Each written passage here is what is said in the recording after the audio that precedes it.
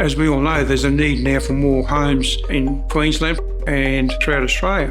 With the use of the terrace homes, we can maximise the land that is available, build more homes for people to be able to live in the areas that they want to live in. The terrace home builds themselves. They can be built in a smaller, developed area. We don't compromise on quality. You might have had a block of land that could, say, fit 2 standard freehold homes on. With our terrace builds, we're able to achieve 6, possibly up to 7 terrace home builds. A lot of people now, they just want the home itself. They don't need to have the maintenance outside or looking after gardens, so people can just come home and relax in their home. Developers, when they are designing and allocating these lots of land for us for our terrace builds, they also make sure they're incorporating common areas there in around these terrace packs. Most of the times at runner terraces, we build them with a park in front of us. We work closely with our developers there and with our covenant approvals. We've got our consultants in-house as well, and we'll go through the process with their facades and colours to make them work in with the actual area that we're building in. It's really important for terrace homes to maintain their aesthetic feel within these larger developments. We want to ensure that the front facade of that home is really going to activate that street front, while also having low maintenance. We utilise artificial turf to the front. We want to work out how we can bring the natural elements to help offset and complement those buildability requirements. By having natural trees and planting at the front of that home, that's going to maintain shading, which is also going to help with cooling in that home.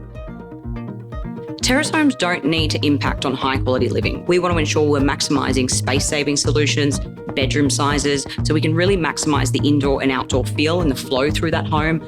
You want to feel like you're walking through the home effortlessly.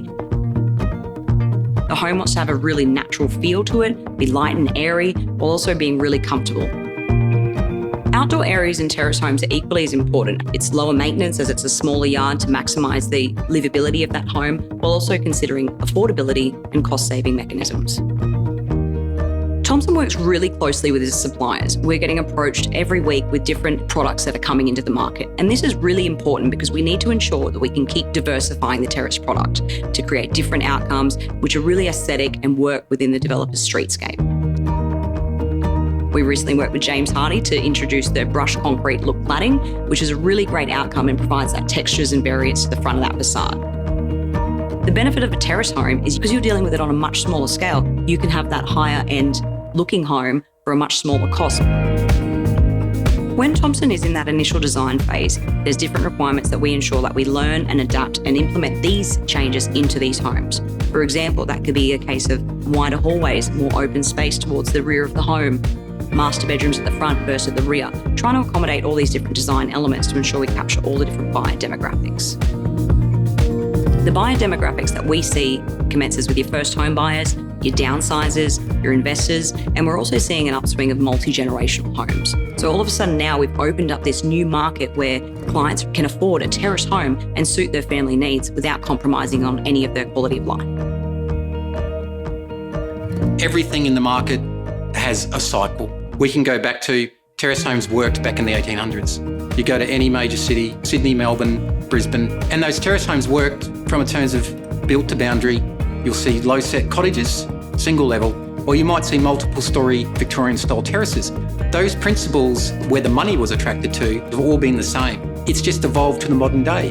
Then that gives a lot of different benefits for developers. Master plan communities provides diversity. Diversity will provide you the ability to maximise infrastructure, to capture different price points. You can condense timeframes that can generate a better rate of sale overall for your precincts. The use of two-part contracts for a land and a build means that you as a developer can either sell a super lot or sell individual lots that can then again be developed and cash flowed quicker. Everything's become more expensive, and the land component, reduction in size versus an appropriate level of scale of development, can continue to provide more affordable, sustainable house prices. Terrace homes will continue to influence planning trends. This is a trend that has started, and we can see the adoption of changes to town planning regulations. And that is driven by demand, and also builders like Thompson Sustainable Homes being able to provide certainty to the regulators that these products are feasible, they're livable, and they add value to the community. And with that market acceptance, and the regulators then continue enhancement of their town planning schemes.